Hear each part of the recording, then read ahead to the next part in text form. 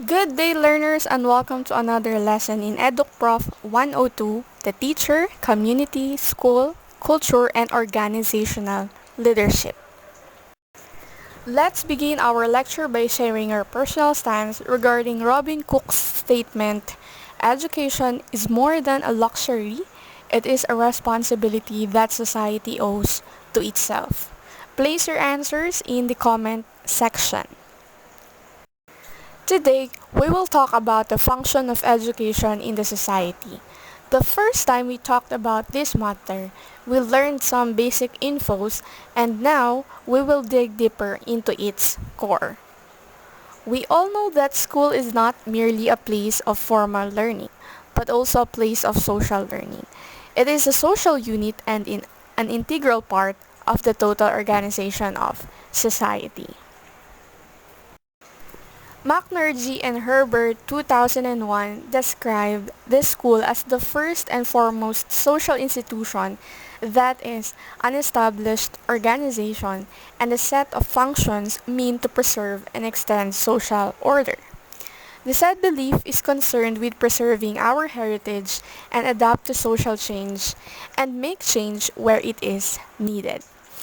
As such, its primary function is to move young people in the mainstream of society.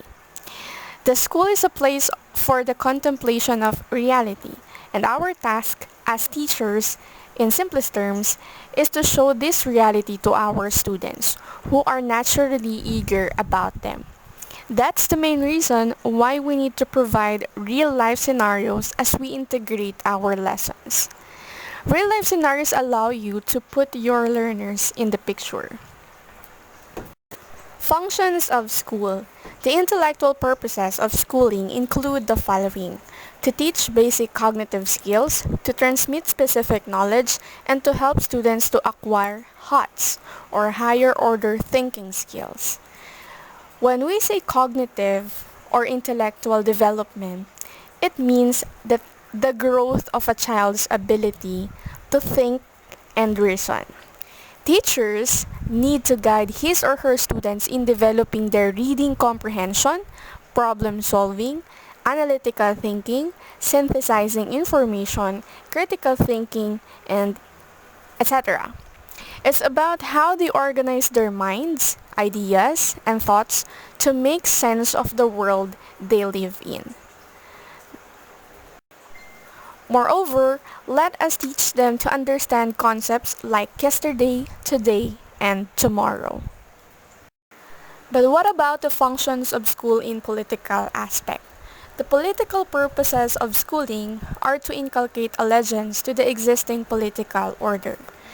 Political functions refer to the contribution of schools to the political development at different levels of society. At the individual levels, schools help students to develop positive civic attitudes and skills to exercise the rights and responsibilities of citizenship. Let us help our students to realize the significance of voting. Another responsibility of citizens is voting. Voting is a very important part of any democracy. By voting, citizens are participating in the democratic process. Citizens vote for leaders to represent them and their ideas, and the leaders support the citizens' interests. That is the function of political aspect in school. Now let's have the economic purpose. The economic purpose of schooling are to prepare students for their later occupational roles and to select, train, and allocate individuals into the division of labor. Technical or economic functions refer to the contributions of schools to the technical or economic development and needs of individual, the institution, the local community, the society, and the international community. It has connection for us to develop our economic status, and our learners play significant roles in the development of our economy. We all know that getting education is not easy, and most students experience challenges during their degrees. The important thing is to believe in yourself and not to give up. Remember your reason why you are striving and to get that and those. Second to the last functions of school is the social purpose. The social purposes of schooling are to socialize children into the various roles, behaviors, and values of the society. Human or social functions refer to the contribution of schools to human development and social relationship at different levels of the society. As indicated in nearly all formal educational goals at the individual level, schools help develop students to develop themselves psychologically, socially, and physically, and help them develop their potential as fully as possible. And to form the social environment, the teacher should establish smooth relations with the children and should communicate more and more with them. A teacher should create a high social environment in the school. Last function, we have the cultural function. It refers to the contribution of schools to the transmission and development at different levels of society. At the individual level, schools help students to develop their creativity and aesthetic awareness to be socialized with the successful norms, values, and beliefs of society. And education plays an important role in preserving and developing our cultural aspects. That is why we celebrate different events to commemorate those cultural aspects in our country. Just like the Buwan ng Wika, the holidays during Rizal Day, National Heroes Day, and etc. Let me present the 6 major manifest functions of education in society. Number 1, we have socialization. It means to teach students role, specific subjects, and political socialization. The role of socialization is to acquaint individuals with the norms of a given social group or society. It prepares individuals to participate in a group by illustrating the expectations of that group. Socialization is very important for children who begin the process at home with the family and continue it at school. And that is socialization. Second, we do have social control. Schools are responsible for teaching values, and social control is necessary for maintaining order in the society. It is necessary for every society or group to maintain its social order, and this is possible only when its members behave in accordance with that social order. An important objective of social control is to maintain the old order. Number 3, we do have social placement. Schools are responsible for identifying the most qualified people to fill available positions in society. In sociology, social placement is the idea that children inherit the social identity of their parents at birth. Social placement reflects the role of the family unit in social inequity. The opportunity to improve social standing through education is also an important function of society. Number 4, transmitting culture. As a social institution, education performs a rather conservable function transmitting the dominant culture. Language is one of the most important parts of any culture. It is the way by which people communicate with one another, build relationships, and create a sense of community. Number 5, promoting social and political integration. Education serves the latent function of promoting political and social integration. Social integration, it enables persons, regardless of their attributes, to enjoy equal opportunities, rights, and services that are available to the so-called mainstream group. Number 6, agent of age. Education can stimulate or bring about desired social change.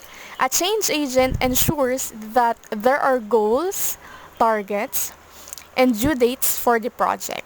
Then they keep people on track to achieve them. Let's proceed to latent functions. And we have here 3 functions. But let us know what latent functions are. These are neither recognized nor intended. Number 1, restricting some activities. Did you know that in the early 20th century, all states passed mandatory education laws that require children to attend school until they reach a specified age or complete a minimum level of education. This served to keep students off the street and out of the full-time job market for a number of years, thus helping to keep unemployment within reasonable bounds. Second, matchmaking and production of social networks. Matchmaking and production of social networks bring together people of similar age, social class, race, or ethnicity.